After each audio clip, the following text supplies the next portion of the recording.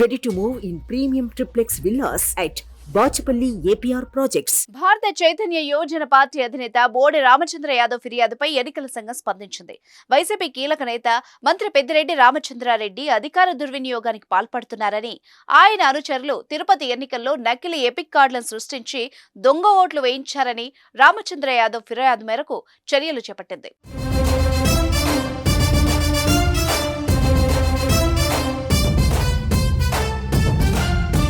జరగబోయే ఎన్నికల్లో పుంగనూరులో ప్రశాంతంగా ఎన్నికలు నిర్వహించే విధంగా తగు చర్యలు తీసుకోవాలని జిల్లా కలెక్టర్ ఎన్నికల అధికారికి సిఇఓ ఆదేశాలు జారీ చేశారు.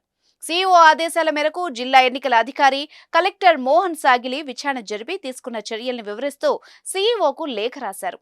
పుంగనూరు నియోజకవర్గంలో మొత్తం 262 పోలింగ్ స్టేషన్లు ఏర్పాటు చేస్తుండగా వాటిలో 182 పోలింగ్ కేంద్రాల్లో వెబ్ కాస్టింగ్ ఏర్పాటు చేస్తున్నట్టు తెలిపారు. ఆ పోలింగ్ కేంద్రాల్ని హైపర్ సెన్సిటివ్ గా గుర్తించి తగు చర్యలు తీసుకుంటున్నట్టు వివరించారు. పోలింగ్ జరిగే రోజు ఆయా పోలింగ్ కేంద్రాల పరిధిలో ఎటువంటి అవాంఛనీయ సంఘటనలు జరగకుండా ప్రత్యేక చర్యలు చేపడుతున్నట్టు తెలిపారు.